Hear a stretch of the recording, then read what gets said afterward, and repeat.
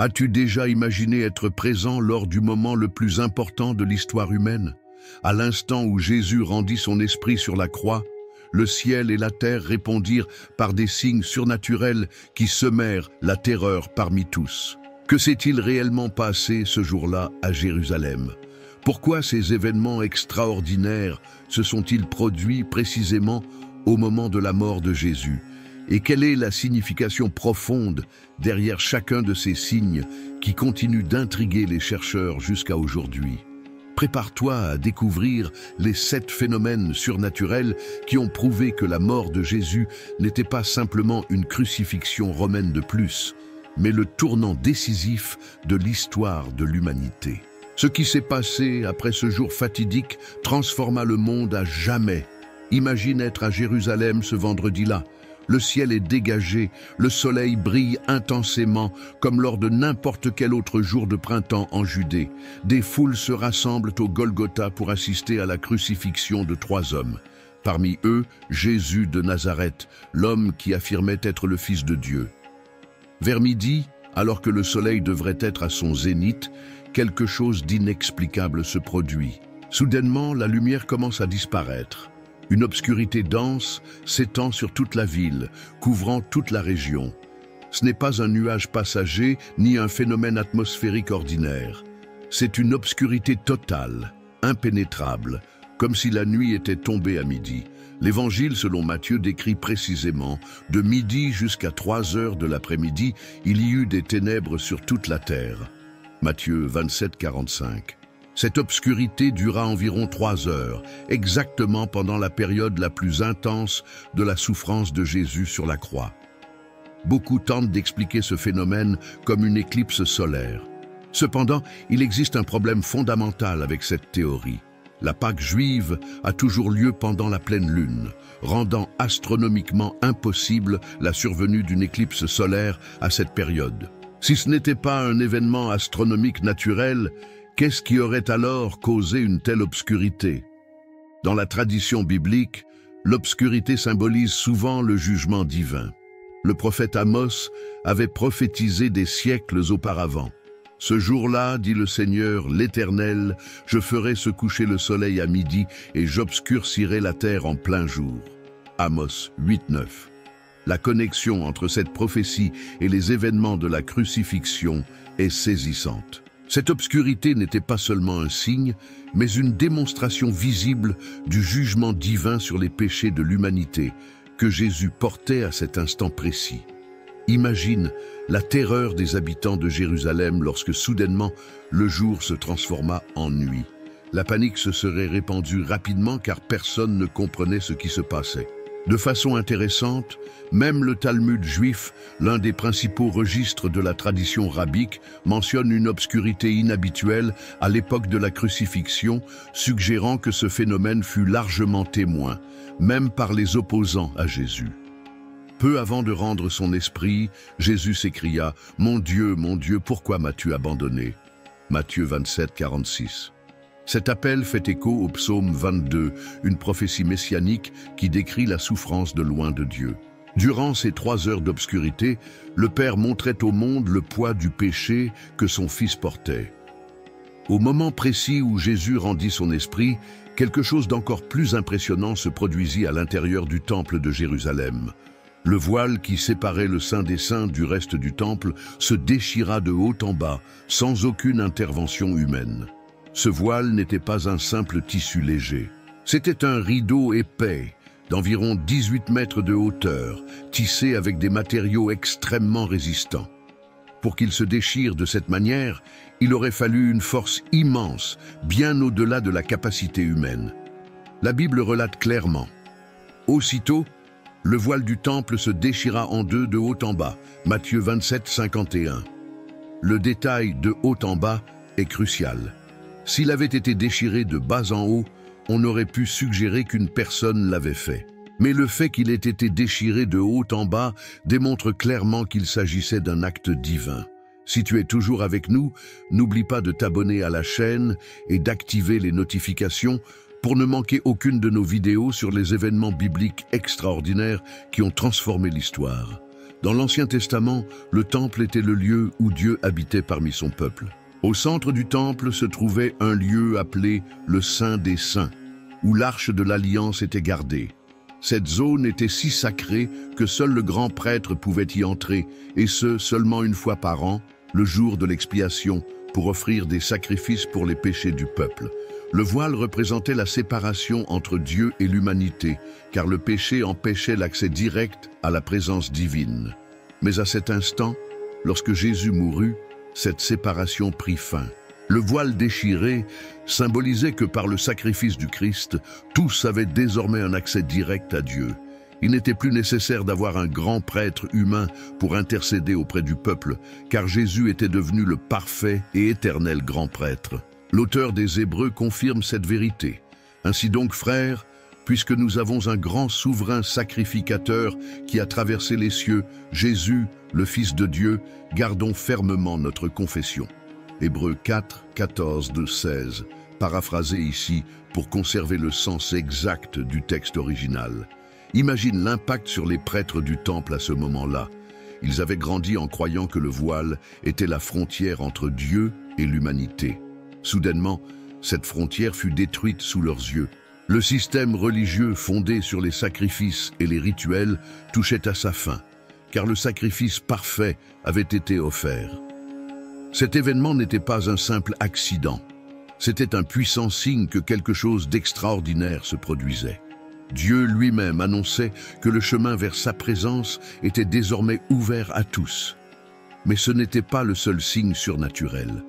Lorsque le voile se déchira, la terre se mit à trembler violemment.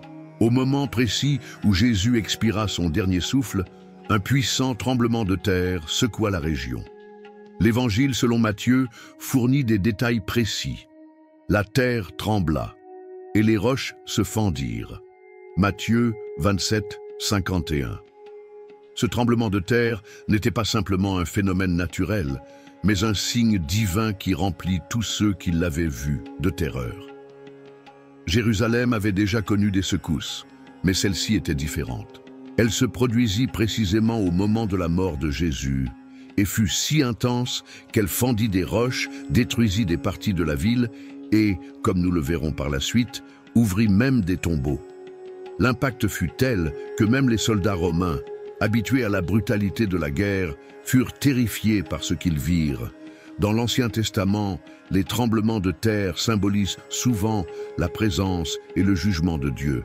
Lorsque Dieu donna la loi à Moïse sur le mont Sinaï, la montagne trembla violemment. Exode 19, 18.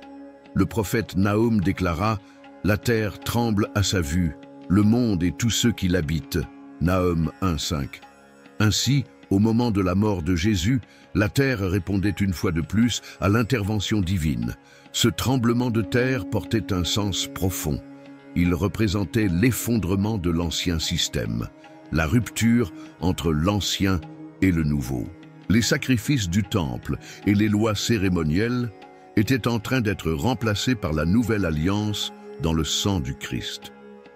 Quelque chose de bouleversant se produisait dans le royaume spirituel et la création elle-même réagissait.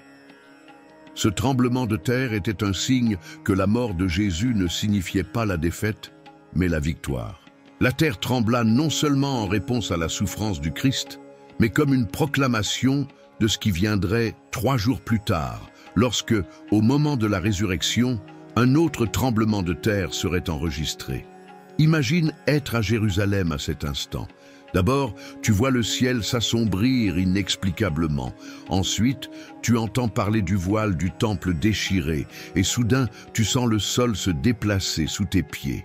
Les maisons vacillent, les roches se fendent, la panique s'empare de la foule. Cet événement marqua profondément tous ceux qui étaient présents, y compris les chefs religieux qui avaient condamné Jésus. Ils ne pouvaient plus nier que quelque chose d'extraordinaire se produisait. Mais le tremblement de terre n'était pas le seul événement surnaturel de ce jour. Quelque chose d'encore plus terrifiant se produisit. Les tombeaux s'ouvrirent et les morts ressuscitèrent. Si l'obscurité soudaine, le voile déchiré et le tremblement de terre étaient déjà choquants, ce qui suivit fut encore plus impressionnant. La Bible relate qu'au moment de la mort de Jésus, les tombeaux s'ouvrirent et beaucoup de corps de saints qui étaient morts ressuscitèrent.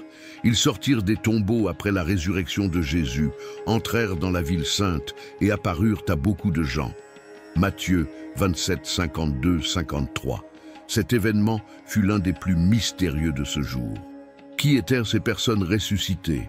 Comment cela s'expliquait-il? Et quelle était la signification de ce signe surnaturel?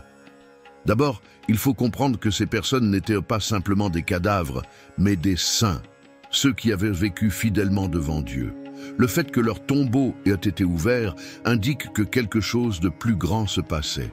La victoire de Jésus sur la mort était déjà en train d'être démontrée avant même sa propre résurrection. La résurrection de ces personnes était un signe clair du pouvoir du Christ qui avait déclaré « Je suis la résurrection et la vie. Celui qui croit en moi vivra, même s'il meurt. » Jean 11, 25. Au moment où Jésus mourut, ce pouvoir commença à se manifester visiblement. Il y a un détail intéressant dans le récit de Matthieu. Il est dit que ces personnes sortirent des tombeaux après la résurrection de Jésus. Cela nous montre que la résurrection du Christ était l'événement principal et que ces individus ressuscités servaient de témoins de cette nouvelle ère. Ils entrèrent à Jérusalem et apparurent à beaucoup, confirmant ainsi que quelque chose d'extraordinaire était arrivé. Imagine l'impact de tout cela. Familles et amis voyant des personnes mortes depuis des années déambuler dans les rues. Cela devait provoquer une agitation immense. Dans certains cas, ces personnes pouvaient même être connues des prêtres et des chefs religieux eux-mêmes. Qui pouvait alors nier un signe aussi évident? Le symbolisme ici est profond. Dans l'Ancien Testament, les prophètes parlaient d'un temps où Dieu ramènerait les morts à la vie. Ézéchiel eut une vision d'une vallée d'os secs reprenant vie. Ézéchiel 37. Maintenant, dans la mort de Jésus, ce pouvoir se manifestait littéralement. Cet événement était une préfiguration de ce qui arriverait à tous ceux qui croiraient en Christ. La résurrection n'était pas seulement une promesse lointaine, c'était une réalité qui commençait déjà à se réaliser. Ces saints ressuscités pointaient vers l'avenir, où tous ceux qui appartiennent à Christ seraient également ressuscités pour la vie éternelle. Pendant que tout cela se produisait, un personnage improbable, un soldat romain, fit une déclaration surprenante qui changea complètement sa vie. Les soldats romains étaient habitués aux exécutions. Pour eux, crucifier des criminels n'était qu'une partie du travail. Mais ce jour-là, quelque chose était différent. Ce qui avait commencé comme une exécution de routine se transforma rapidement en un événement surnaturel qui terrifia même les guerriers les plus endurcis. Parmi ces soldats se trouvait un centurion, un commandant responsable d'environ 100 hommes. Il supervisa l'ensemble du processus, de la condamnation de Jésus à sa crucifixion. C'est probablement lui qui donna l'ordre d'enfoncer les clous dans les mains et les pieds de Jésus. Mais au fil des heures, quelque chose commença à changer. Le centurion fut témoin de chaque occurrence surnaturelle de ce jour. Il vit le ciel s'assombrir inexplicablement, sentit la terre trembler violemment sous ses pieds, perçut la panique autour de lui et entendit les derniers mots de Jésus.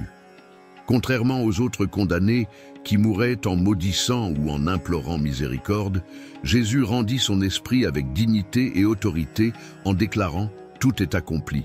Jean 19, 30. C'est alors qu'un changement se produisit dans le cœur de ce soldat.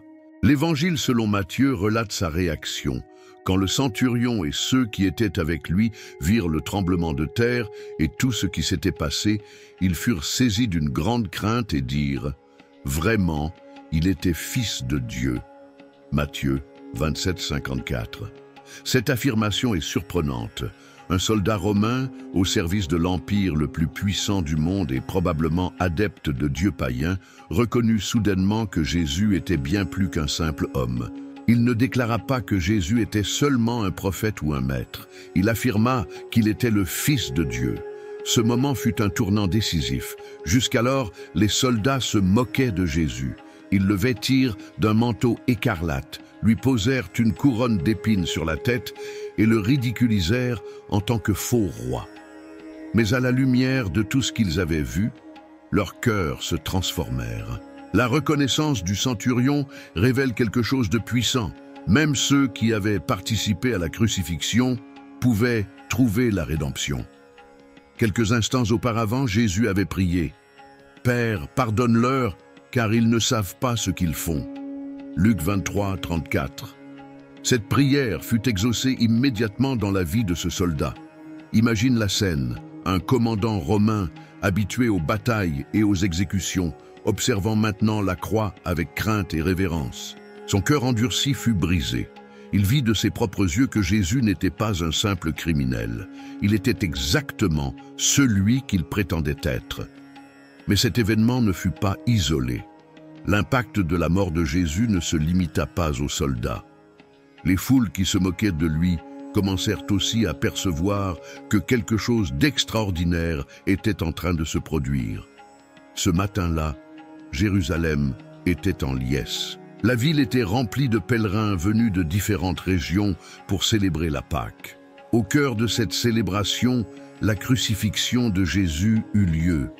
Beaucoup se rassemblèrent pour assister au spectacle.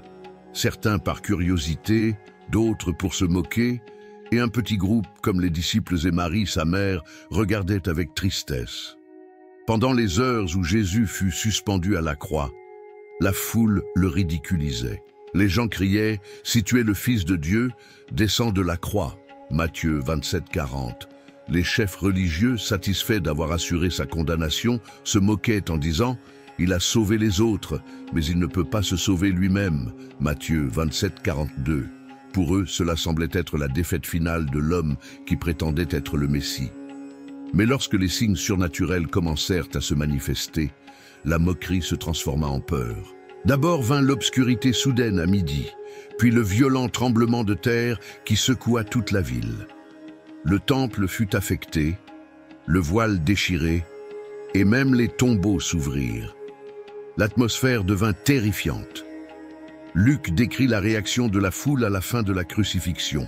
Tous ceux qui étaient venus pour voir ces choses, après avoir vu ce qui s'était passé, battirent leur poitrine et s'en allèrent. Luc 23, 48. Cette expression « battirent leur poitrine » était le signe d'un profond remords et d'une grande détresse. Les mêmes personnes qui quelques heures plus tôt criaient « crucifie-le » fuyaient désormais, terrifiées. Ils prirent conscience que quelque chose de bien plus grand que ce qu'ils imaginaient venait de se produire. Le remords commençait à se faire sentir, mais pour beaucoup, il était déjà trop tard.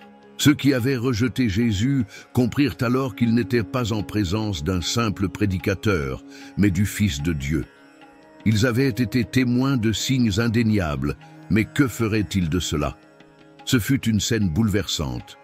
Des rues pleines de personnes courant, pleurant, essayant de comprendre ce qu'elles venaient de voir. Certains chefs religieux tentèrent de maintenir une apparence de contrôle, mais au fond, ils savaient que quelque chose n'allait pas.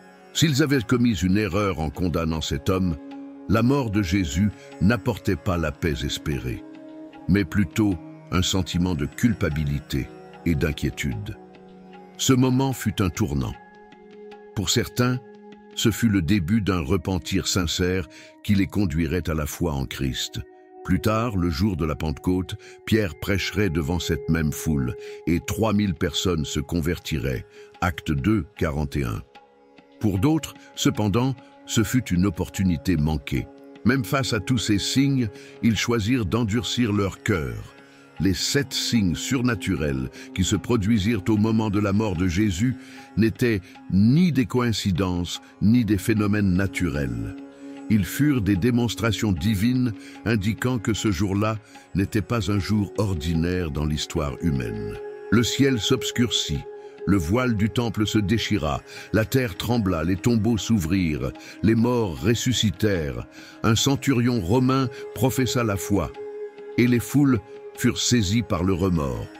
Chacun de ces événements porte une signification profonde, révélant différents aspects du sacrifice de Jésus et son impact sur la relation entre Dieu et l'humanité. La question qui demeure pour chacun de nous aujourd'hui est la suivante. Comment aurions-nous réagi si nous avions été présents ce jour-là? Aurions-nous reconnu Jésus comme le Fils de Dieu, comme l'a fait le centurion? Ou aurions-nous endurci nos cœurs, comme beaucoup de chefs religieux? L'histoire nous enseigne que malgré toute la puissance des signes surnaturels, ils ne suffisent pas à transformer un cœur endurci. Seule une véritable transformation intérieure peut amener une personne à reconnaître Jésus comme son sauveur.